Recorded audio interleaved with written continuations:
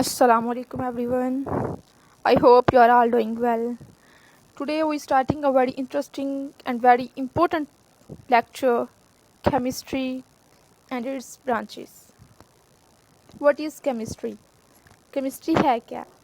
Chemistry is the science that deals with chemistry एक science है जो कि deal करती है what things are made of कि चीज़ें किससे मिलकर बनी हैं, कौन से एटम से मिलकर बनी हैं एंड कौन से एलिमेंट से मिलकर बनी हैं, हाउ दे रिएक्ट और चेंजेस कैसे वो आपस में एक दूसरे से रिएक्ट करते हैं और कैसे चेंज होते हैं, मीन जो एटम और एलिमेंट हैं वो कैसे आपस में रिएक्ट करते हैं और देन कैसे वो किसी और एलिमेंट में चेंज हो जाते हैं and how can use these changes in real life mean कि हम इन चेंजेस जो एटम और एलिमेंट ने आपस में रिएक्ट किया और फिर किसी और मॉलिक्यूल में चेंज हो गए तो उस चेंजेस को हम अपनी रियल लाइफ में कैसे यूज़ करते हैं, ये सब हम कहाँ डिस्कस करते हैं, केमिस्ट्री में.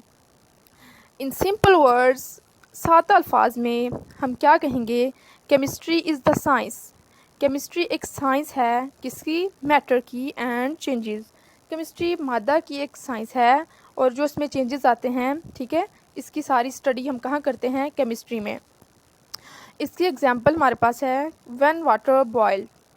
जब हमारा पानी है बॉयल होता है, जब मीन वो कैसे बॉयल होता है, कैसे उसका बॉइलिंग पॉइंट इंक्रीज़ होता है, कितनी उसे हीट मिलती है, कितनी इवापोरेशन होती है, कैसे वेपर प्रेशर और एटमॉस्फेरिक प्रेशर आपस में इक्वल होता है, देन वाटर बॉयल होना शुरू होता है. इस सारी स्टडी को हम कहाँ करते हैं, केमिस्ट्री में करते हैं. व्हेन मिल्क टेस्ट चेंजेस, जब हमारा दूध है और दूध का जब टेस्ट ख़राब हो जाता है, मीन के हम आसान वर्ड्स में क्या कहेंगे, जैसे कि दूध खट्टा हो गया हम अक्सर कहते हैं, तो ये भी इसमें कोई केमिकल रिएक्शन अंदर होता है जिसकी वजह से दूध का टेस्ट ख़राब हो जाता है. और थर्ड इसकी एग्जांपल है कि व्हेन आयरन रस्ट, मीन के जब लोहे को जंग लगता है, को लोहे को जंग कैसे लगता है, इसमें भी तो कोई रिएक्शन इन्वॉल्व होता होगा ना कोई एलिमेंट इंक्लूड होते होंगे, तो इसी वजह से तो हमारे पास आयरन को रस्ट लगता है. ठीक है, कभी आपने देखा है आयरन को कैसे रस्ट लगता है. और ये सारा हम कहाँ डिस्कस करते हैं, केमिस्ट्री में.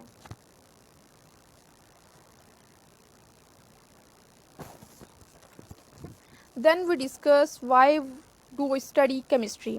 हम केमिस्ट्री को क्यों स्टडी करते हैं, आखिर हमें क्या ज़रूरत पेश आती है कि हम केमिस्ट्री को पढ़ें. टू अंडरस्टैंड वर्ल्ड, दुनिया को समझने के लिए.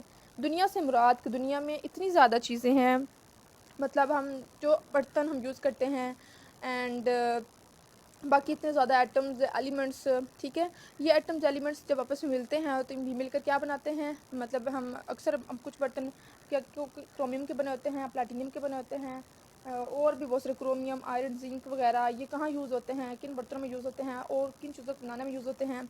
और इसके अलावा मेडिसिन, ठीक है, जो हम मेडिसिन यूज़ करते हैं अपने जो हमें डिजीज़ होती है उसके क्योर के लिए, तो उसमें जो मेडिसिन हैं वो किन एलिमेंट से बनी होती हैं, किन कंपाउंड से मिलकर बनी होती हैं.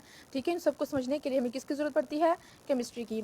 To make life easy and advanced, वही ना कि हम वही एलिमेंट कंपाउंड यूज़ करेंगे, यूज़ करके हम अपनी मेडिसिन बनाएंगे, फिर उस मेडिसिन को कहाँ यूज़ करेंगे, अपने बीमारी के इलाज के लिए. तो इस तरह से अपनी ज़िंदगी को कैसे क्या बना कर सकते हैं, आसान भी कर सकते हैं और एडवांस भी बना सकते हैं.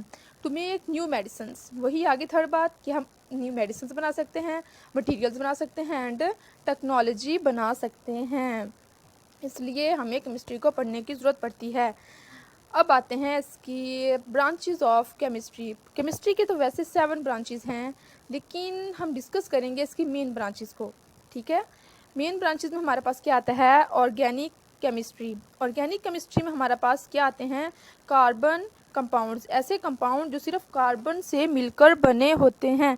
इसकी एग्जांपल में हमारे पास क्या आता है, मेडिसिन्स और प्लास्टिक्स, ये सारे कार्बन बेस्ड कंपाउंड्स होते हैं.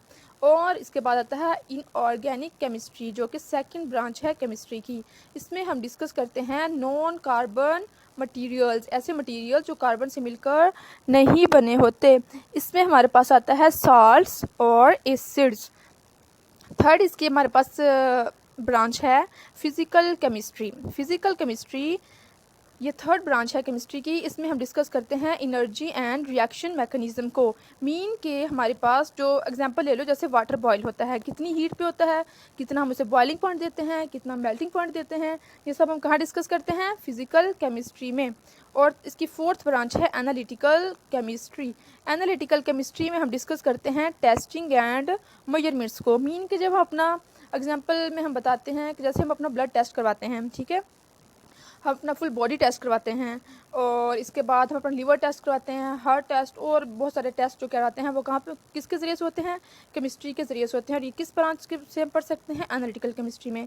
और इसकी 5 एंड लास्ट ब्रांच जो मेन में से है वो है बायोकेमिस्ट्री। बायोकेमिस्ट्री में हमारे पास आता है केमिस्ट्री ऑफ लिविंग ऑर्गेनिजम्स। ऐसे ऑर्गेनिज्म मतलब लिविंग ऑर्गेनिज्म की केमिस्ट्री को हम कहाँ डिस्कस करते हैं, बायोकेमिस्ट्री में। इसकी एग्जांपल हमारे पास क्या है, रिस्पायरेशन एंड डाइजेशन। और इसके बाद है समरी, मतलब हम इसका कंक्लूजन क्या निकालेंगे कि केमिस्ट्री हमारी लाइफ में बहुत ज़्यादा इम्पोर्टेंट है, क्योंकि हम इसके ज़रिए से दुनिया को समझ सकते हैं कि कैसे सब्सटेंसेस बने, सब्सटेंसेस में क्या रिएक्शन बने और ठीक है क्या मतलब रिएक्शन हुआ, ये सारा हम कहाँ स्टडी करते हैं, केमिस्ट्री में। ओके, कल मिलेंगे एक न्यू लेक्चर के साथ। उसमें हम डिस्कस करेंगे केमिस्ट्री हमारी डेली लाइफ में कैसे यूज़ होती है, ठीक है। अगर आपको ये वीडियो पसंद आई हो तो प्लीज़ अपने दोस्तों के साथ शेयर कीजिए। अल्लाह हाफिज़।